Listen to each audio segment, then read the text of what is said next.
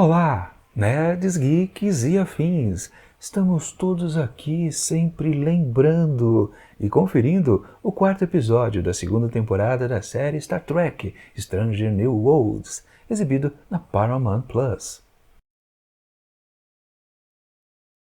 Pois bem, pessoal, se é uma coisa acho que todo mundo pode concordar é que todo fã desta grande franquia Star Trek gosta é justamente daquela pegada antiga. O que eu quero dizer com isso? O produto original, Star Trek clássico, as aventuras de Kirk, aquilo é um produto daqueles anos, dos anos 60, finalzinho dos anos 60. Na verdade, um produto televisivo. Havia uma maneira de se narrar histórias completamente diferenciada de hoje em dia. E aquele jeitão específico de se valer, por exemplo, de histórias de ficção científica e através dela falar sobre a humanidade, fazer uso de tecnologia da época ou tecnologia fantasiosa, aquela mistureba toda e, claro, a construção daqueles personagens, tudo contribuía para que existia uma forma de contar uma certa narrativa muito específica exatamente de Star Trek. Você via coisas talvez parecidas em outros produtos da época, talvez sim, talvez não, mas de qualquer forma, existe uma fórmula de se contar a história que nasceu lá na série clássica. E as séries posteriores, Picard e por aí vai, Cisco e companhia, todas elas meio que pegaram ainda o mesmo molde e atualizaram, claro, com as suas devidas novidades, digamos assim, das décadas seguintes. Obviamente, a própria Era de Latão aqui, que começou com Star Trek Discovery e depois as outras séries, sim, colocou uma certa modernidade, mas de um modo geral ela destruiu o ato de narrar histórias à la Star Trek. E basicamente o grande trunfo então aqui deste episódio dessa semana é voltar às origens, é contar essa história aqui muito simples, de uma maneira daquele jeitão que havia antes. E simplesmente isso é um ponto positivo. E claro, a primeira coisa que se destaca, justamente pelas modernices da Era de Latão, que eu já comentei que aconteceu em Discovery, de não ter o capitão como um foco protagonista, e ser, na verdade, apenas a oficial de ciências, que é a Michael Burnham, né? A estrutura do seriado não colocava como capitão como o detentor de todas as narrativas semanais. Isso já foi um baque, né? E você continuava a ver isso nas séries seguintes. Picard é a mesma coisa, ele não era protagonista da sua própria série. E aqui, Pike também não é protagonista de Stranger New Worlds. A gente viu isso muito bem na primeira temporada. Muita gente pode reclamar, não, Paulo, você está equivocado, porque essa série aqui não é sobre Pike, é sobre todo mundo. Eu já vi gente dizendo isso para mim, né? Mas acontece que a série foi vendida como uma aventura de Pike. A gente foi atrás de conhecer esse novo produto televisivo por causa deste personagem, mas ele nunca brilhou na sua própria série. E agora, nessa segunda temporada, pela primeira vez que ele ganhou um certo destaque. Realmente a gente pode dizer que esse episódio é do Pike. Também tem Ortegas, que você pode até discutir a sua validade, a sua importância por aqui. Talvez excessiva, muitas pessoas podem considerar, mas tem fundamento. Daqui a pouco eu chego a isso. De qualquer forma, o espírito desse episódio é aos moldes antigos, onde Kirk era sempre o grande destaque. Inclusive o próprio ator, né, o Shatner, ele fazia briga ali nos bastidores para que seu personagem fosse sempre o grande destaque, né? Ele só deixava de vez em quando o Spock também brilhar um pouco, mas ele sempre tinha que estar ali, claro, né, no topo. A condução da narrativa ia pelo seu personagem, né? Enfim, Pike ganhou um destaque aqui finalmente, né? E isso talvez por causa justamente da pegada antiga, porque cismaram de fazer uma história aos moldes de antigamente. Pode ser que tudo volte ao normal semana que vem e Pike só tenha mais um episódio de destaque no restante da temporada, que é de 10 episódios, né? Enfim, tudo melhorou agora, mas pode piorar já na semana seguinte.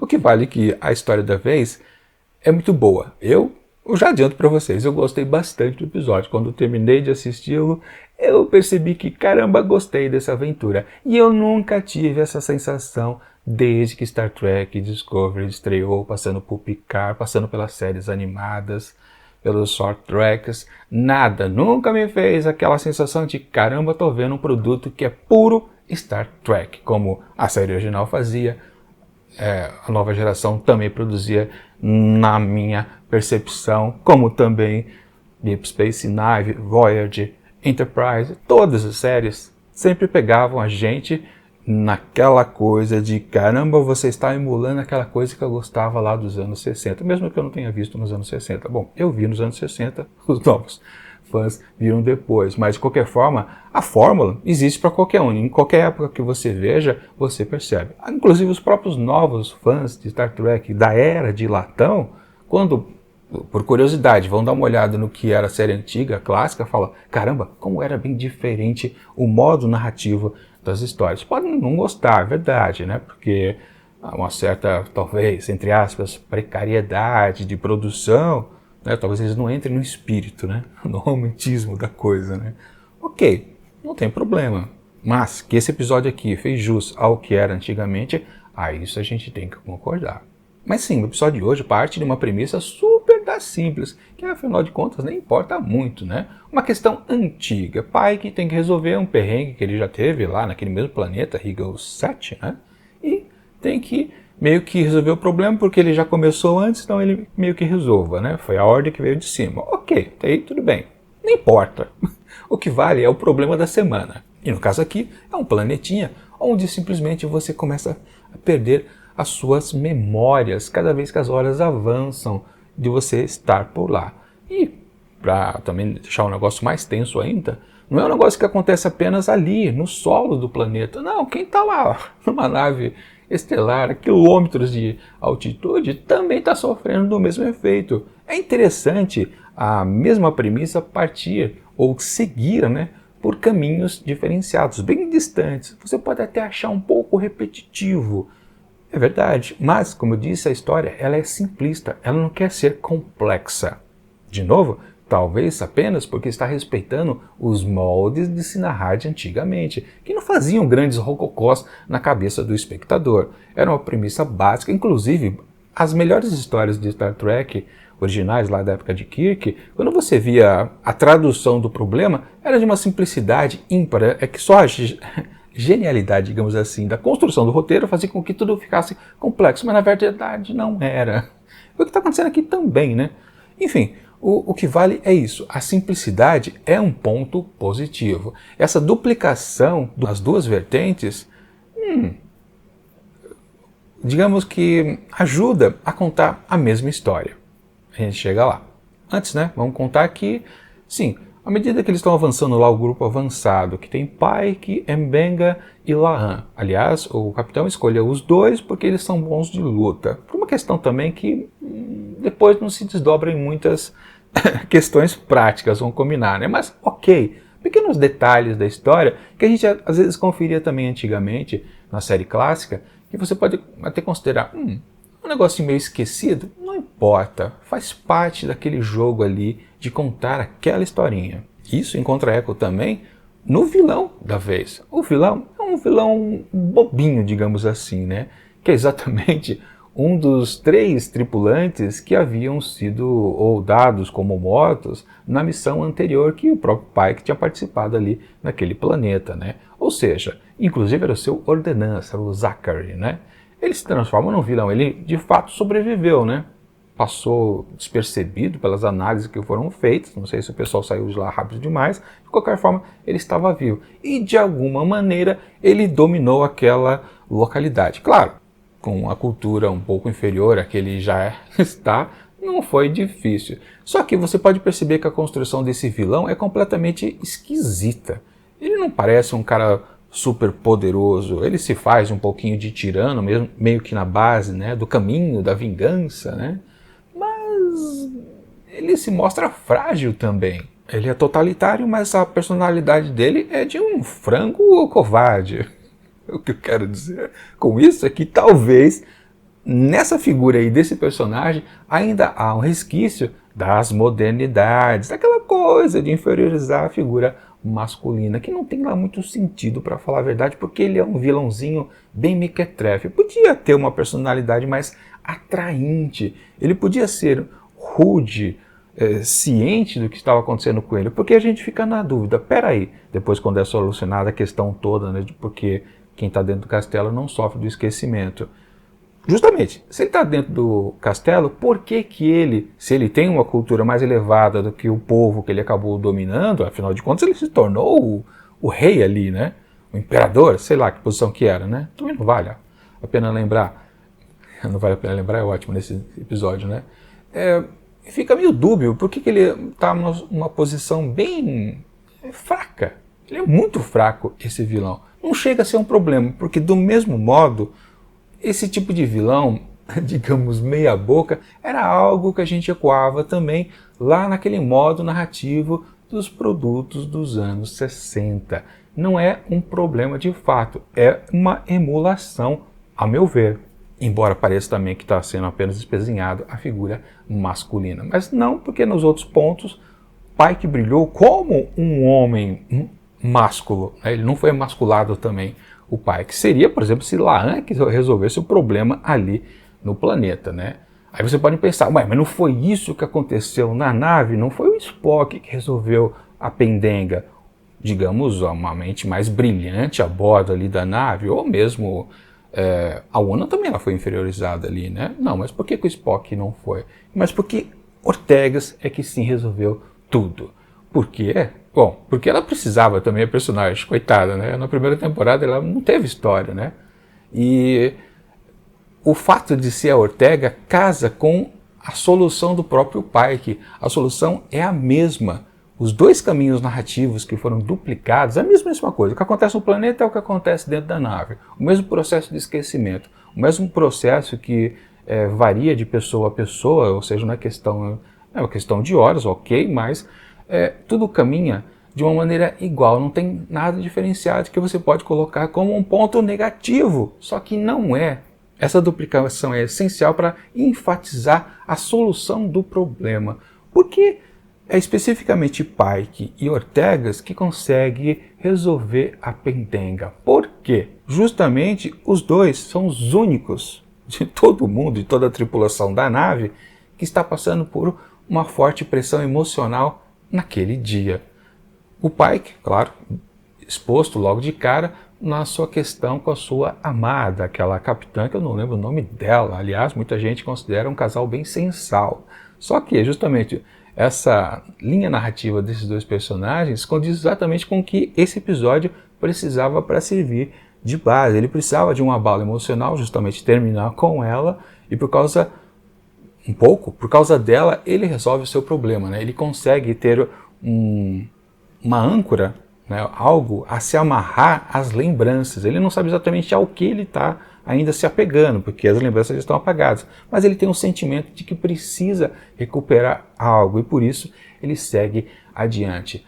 Da mesma forma, a Ortegas passou por um abalo emocional. Afinal, para ela é muito caro ela poder participar de um grupo avançado, só que no instante final ela acabou sendo deixada de lado, ela teve que permanecer ali na nave, ou seja, ela estava abalada. E por causa disso que ela conseguiu se safar, porque ela tinha um objetivo claro, do mesmo jeito que o capitão também tem um objetivo claro e quer salvar a sua tripulação. Isso já tinha sido afirmado antes no diálogo dele com a capitã, Bethel o nome dela, acho que agora eu lembrei, né? Bethel, né? Acho que é.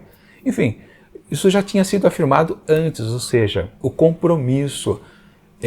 A Ortegas, ela tem um compromisso de pilotar aquela nave da melhor forma possível. Só ela consegue passar por aqueles perrengues, ou seja, e como ela estava abalada emocionalmente de ter perdido a oportunidade de participar do grupo avançado, coisa que ela deseja muito, isso serviu de estopim para que ela não se desconectasse de suas memórias.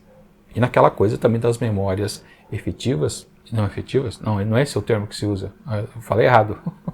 Acho que aparece aqui o nome das duas memórias, mas que de fato, né, aquela memória mais profunda é que a gente não perde mesmo que a gente sofra uma bola de amnésia. Ou seja, o roteiro também acertou bastante ao ele duplicar a história em dois caminhos diferentes, um na Terra, outro lá no espaço, mas contar a mesma coisa e a solução ser idêntica. É repetitivo? É, mas reforça exatamente o que se precisa para resolver a pendenga da vez. Você precisa lembrar, você precisa das memórias. E aí sim, o episódio cai numa questão completamente filosófica ajuntado ali num grande nó com a ficção científica, naquela premissa, né, que aquele planeta esquisito oferece para a gente as pessoas que sofrem esquecimento a cada certo tempo. Também interessante a figura daquele homem, aquele senhor que está lá ajudando todos os três tripulantes da Enterprise, e é um cara que está lá há quantos anos? A gente não sabe, mas também não importa. O que vale é como ele corresponde àquilo, ele passa para a gente a noção do que é aquele povo que já vive sobre aquele efeito de esquecimento durante muito tempo. Ele mesmo, por causa da função do esquecimento, né, não sabe precisar quando que ele esqueceu as coisas, quando que sua família já esqueceu, seus antecessores, seus ancestrais, melhor dizendo. Mas é interessante que a gente percebe logo de cara que ele tem também um trauma que ele não quer lembrar. E é óbvio que aquele trauma dele é porque ele perdeu entes queridos. Falando nisso, outro ponto muito a se destacar nesse episódio é a temática da morte, né? Primeiro vem pela La'an, que está lá com um ferimento que ela vai fatalmente morrer se ela não receber cuidados médicos. E, claro, isso serve de estopim tanto para M'Benga poder seguir um pouco adiante, não sofrer totalmente do esquecimento, porque ele se lembra que ela é sua amiga, como também por parte do Pike, ele lembra que ele precisa protegê-la. Ele não sabe exatamente que é a noção de capitão para com os seus subordinados, mas ele sente que ele também está conectado de uma maneira um pouco mais distante, mas sente. Gozado, né? Quem perdeu mais a memória foi o M'Benga, mas ele sente a conexão mais direta, de amizade. Já o capitão, que está com um pouquinho mais, porque ele tem a vantagem do abalo emocional que não deixa o perder das emoções, ele não se lembra direito, né? Mas, de qualquer forma, ele conduz toda a ação na parte ali no solo do planeta, justamente porque ele não consegue ser tão abalado pelo esquecimento.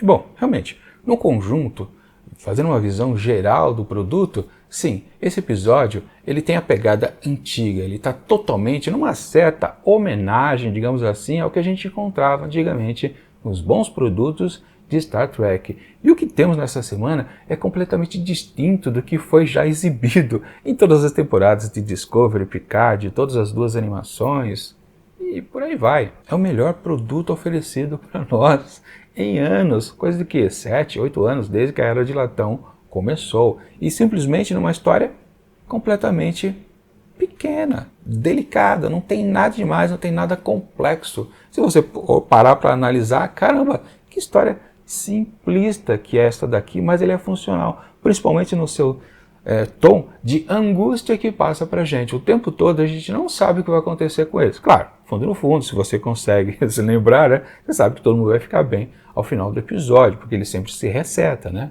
Mas, de qualquer forma, o texto também está muito bem construído, que faz com que a gente sempre fique numa certa agonia. O tempo todo a gente acha que as coisas estão piorando, e de fato, elas estavam piorando, que era outra característica também que existia nos episódios das séries anteriores. A gente percebia que a cada novo bloco da atração, ou seja, entre um bloco e outro tem os comerciais. Aqui no stream a gente vê tudo sem comercial, a gente não vê as divisões, mas a gente percebia que tinha um gancho para o próximo bloco. E sim, a gente percebia que a tensão cada vez mais ia aumentando. Isso era muito bom também aqui nesse episódio. E sim, fora a ação, quer dizer, não tinha muita ação, né? Mas fora a tensão, tinha também um bom humor vindo da Ortegas, que é o personagem oficialmente cômico do show. Assim, a solução também que ela encontra, quer dizer, não é que ela encontra, sem querer ela encontra, o que também é bacana, né? Foi completamente ao acaso que ela descobre uma saída para ela poder arranjar uma ligação às suas memórias, que é exatamente se valendo do computador da nave, né? Que ela fica falando, né, com a senhora, fala comigo de novo, não sei o que. É bacana aquilo também, ou seja, também seria forçado que ela inventasse uma traquitana lá, fazendo códigos no computador, inventasse uma máquina, não sei o que pudesse, né, evitar a radiação que estava afetando a todos e provocava o esquecimento. Não, simplesmente ela foi na força de vontade por causa do seu trauma emocional específico daquele dia, lembrando de novo, apenas Pike e ela podiam resolver a parada, porque apenas os dois estavam passando por isso, porque o Spock não resolveu tudo, porque especificamente nesse dia era apenas uma aventura corriqueira, um perigo que todo mundo passa quando está a bordo da Enterprise semanalmente. Não tem nada demais, não tinha ninguém ali com um certo abalo. Bom, o Spock não teria. Ele seria o único que não poderia se salvar disso, porque ele não tem as emoções. Quer dizer, esse Spock dessa série é muito emotivo, né? E ele até diz uma frase muito boa, né? Emoções não são fatos. Na verdade, são. Para os seres humanos, são fatos consagrados. São verdades mesmo. Nós somos baseados, alicerçados por emoções. A gente determina que tal fato aconteceu, às vezes por causa da emoção, não o contrário, né? Tal fato aconteceu e sentimos a emoção. Exatamente isso. Ou seja, de novo, a solução também do episódio vem de uma maneira completamente ao acaso. Podia não dar certo para ninguém. Se o pai que não tivesse terminado com sua namoradinha se a Ortega tivesse ido para a aventura, não haveria, quer dizer, aí não teria mesmo, porque ela estaria em outro lugar, né? Mas não haveria abalo emocional de ninguém ali a bordo da nave ou então lá em solo para resolver a parada nas duas vertentes. Eu realmente gosto da simplicidade da solução aqui do problema da vez. E por isso que eu considero esse episódio sensacional em termos da série inteira aqui, a segunda temporada mais a primeira, colocando ali no balaio também tudo que foi oferecido por Discovery e Picard, e é o melhor produto, por enquanto, da Era de Latão. E sim, esse episódio ele pode ser colocado em grandes episódios da franquia inteira, talvez um top 50. É verdade que ele precisa passar pelo crivo do tempo. Hoje ele soa super interessante, ótimo, excelente, mas eu não sei se amanhã eu vou ter a mesma percepção. Pode ser que ano que vem, na terceira temporada da série, eu não me lembro desse episódio, mesmo tendo gostado muito, mas muito mesmo. Isso acontece com frequência. Muitos grandes episódios da franquia inteira, de todas as séries, a gente sabe que foi bom, mas a gente não lembra, às vezes, do que tem nele. Ou não lembra de citá-lo quando a gente precisa fazer uma certa lista, um top 10, um top 20, sei lá. Top 50 é complicado, né? Mas é capaz de a gente esquecer desse episódio. E eu não sei, de fato, se muita gente vai gostar dele como eu gostei demais. Muitas pessoas podem considerar esse episódio fraco em relação aos 3 primeiros aqui desta temporada. Simplesmente porque esse episódio aqui é humano demais. Ele só vai ali à procura de emoções humanas. O foco do episódio é isso, a emoção e o esquecimento. E não somos animais que podemos esquecer. Nós temos que lembrar das nossas dores o tempo todo e para sempre. O importante é ter o peso da dor sobre nossas costas e não o vazio. O vazio pesa muito mais, que foi a conclusão então desse personagem idoso que estava lá no planeta. Agora, quanto ao vilãozinho aqui, realmente ele só consta, para falar a verdade, tem uma construção meio equivocada, mas que casa com o passado. Ele não atrapalha, mas é um dos pontos fracos aqui do episódio, com certeza. Aí também teve uma solução criativa ali a respeito da primeira diretriz, né? Porque tiraram lá, né, o asteroide que acertou o planeta, que provocava todo o problema de esquecimento, né? Ok, vai, passa.